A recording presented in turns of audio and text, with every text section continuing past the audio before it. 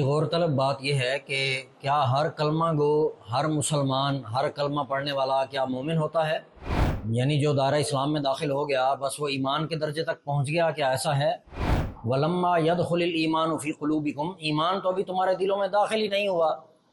ہر مسلمان مومن نہیں ہوتا، لیکن ہر مومن مسلمان ضرور ہوتا ہے۔ یہ قرآن کریم کی آیت مبارکہ ہے، یہ سورۃ حجرات ہے، آیت نمبر 14 ہے۔ اللہ کریم نے یہاں ارشاد فرمایا، کچھ دیہاتی لوگ کریم آقا صلی اللہ علیہ وسلم کی بارگاہ میں حاضر خدمت ہوئے، انہوں نے آگے ایک بہت بڑی سٹیٹمنٹ پاس کی، تو اس سارے واقعے کو اللہ کریم نے قرآن حکیم میں ارشاد فرمایا، سورۃ حجرات آیت نمبر 14۔ کریم ارشاد فرماتا ہے، قالت الاعراب آمنا قل لم تؤمنوا ولکن قولوا اسلمنا۔ قالت الاعراب آمنا، عرابی لوگ حضور کی بارگاہ میں آئے اور انہوں نے کہا، آمنا یا رسول اللہ، ہم ایمان لائے ہیں۔